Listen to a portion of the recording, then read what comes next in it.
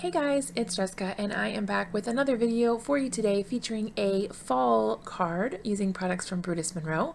I featured this on my Instagram as well as the Brutus Monroe blog a few days ago, earlier this week, so you can check that out. I will have that linked below, but I figured I would show you guys how I made this card in case you wanted to recreate it yourself. So to start off with, I am using the product called Simple Blends from Brutus Monroe. It's a really cool way to mask or stencil something on and only get a focus area, or mask off a certain area and only color or ink outside of that area. So the cool thing is you get two in one. You get both the circle cutout and the circle itself, so you can do either way. You can mask it off or you can leave it as an open area. To start off with, I used a water brush to wet my paper a little bit, and then I am just taking some of the Aqua Pigments, also from Brutus Monroe, and dabbing those on and brushing them with that water brush and a little bit of water. It doesn't look like a whole lot right now. I purposefully used non-watercolor paper for this because I wanted it to be grainy and less smooth than it would be if it was on a watercolor paper or the Aqua Pigment paper. But I used the turquoise color and the pink color for this, and those colors turned out really cool together. They kind of gave like a neat background that was like a night sky with the purples and the pinks. I just really liked the way that that turned out. I took some scattered straw distress ink and I'm using the foam blending tool to go ahead and blend that color on.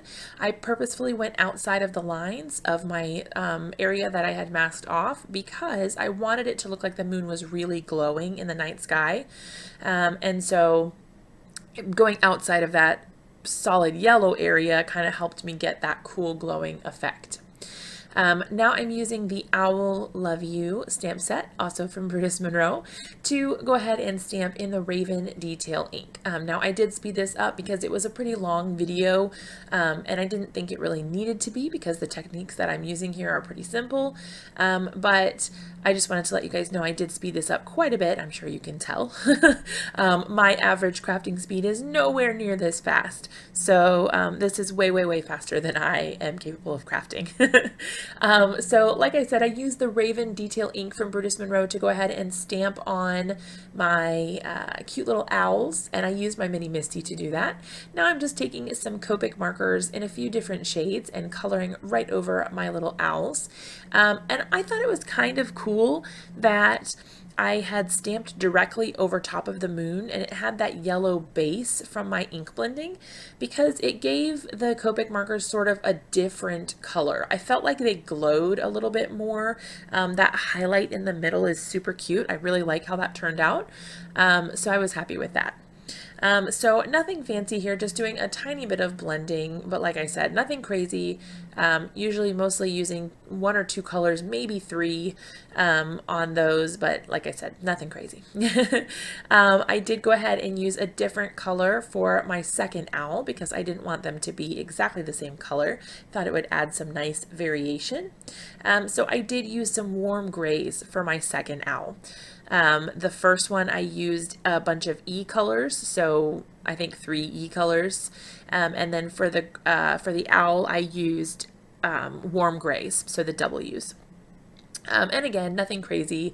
Left that highlight for some light in the middle. Even though the moon is coming from behind them, I figured, I don't know, there's got to be some light somewhere. I didn't want them to be super dark. But yeah. I need to take some classes, I think, on lighting and where to put shadows and the shading and things like that. I am a very, very amateur Copic colorist, whatever the word is for that. So I am not super versed or well prepared in the arts of light sources. I did take a black pen and extend my branch out a little bit because I didn't want it to look like it just ended. I wanted it to actually hang out over, like the tree could be just out of sight. I did also cut from some black cardstock, just some mountain type shapes, nothing crazy, nothing in particular even. I just sort of snipped and went along with it, where I thought that they would look cool, and that was that. I didn't like how dark it was because it was very difficult to tell where the mountain in front ended and the one behind began. So I used a white gel pen to add some stitched detailing to the tops of the mountains, and I thought that did a good job of separating the two mountains from each other and giving it some definition. It like helped brighten it up a little bit too. So that was pretty cool. Okay, so the next thing that I did is I went ahead and got my card base ready. That is 4 1/4 by 5 1/2. So of course my my card front is a little bit smaller. I like to have that white matted edge around the outside. I just think it makes it look really crisp and nice. I don't know. I like it. And then I guess off camera, doesn't seem like I actually included it in my video, but I did some heat embossing. I used a stamp from Lawn Fawn down at the bottom. It's a Scripty Greetings set, and it says Happy Halloween, and I love those little loops and curls in there. I went ahead and heat embossed that with the gilded embossing powder from Brutus Monroe, and now I'm using a little satin ribbon to adhere, and some glue to adhere it to my card, and then I will just trim off the edges where it's hanging off. Now I did see, because I used a liquid glue, it had some dark spots where the glue was, so I actually ended up going back later with a black pen and did some stitching on the ribbon itself, and I think that made it look a little bit better, but that was just basically to cover up my wet glue. So that was kind of an error on my end. I did go ahead and get some clear iridescent sequins. These are from Pretty Pink Posh, and I think they are 2 milliliters. Milliliters, good grief, it's not a liquid. Millimeters is the word I was looking for. So they are itty bitty, and they are sometimes difficult to stick on just because they are so tiny. So you see me kind of messing that up a little bit, but I did finally get it on there. Oh, look, it's out of order. Hey, now you guys get to look at my my awesome heat embossing skills. Apparently, my video clips were not in order before I saved my video, so hooray. That's okay though. I was wondering why it wasn't in the video. But we've already talked about this, so there's not a whole lot to say. I went ahead and used my mini Misty again, surprise, to stamp on my greeting, and it's like way off the bottom of the screen anyway, but I used the Brutus Monroe embossing ink and my embossing powder tool to make sure that I wasn't getting any extra embossing powder once I dumped it on there. Like I said, I used the gilded embossing powder to go ahead and put that on there.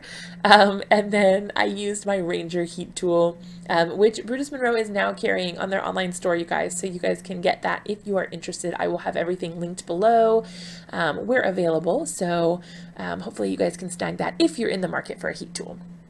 Okay, so I used a tiny little paintbrush to scrape away some of the excess gilded embossing powder, and that finished off my card once I did all that other stuff. As always, thank you guys so much for watching. I love having you and all of your comments and likes.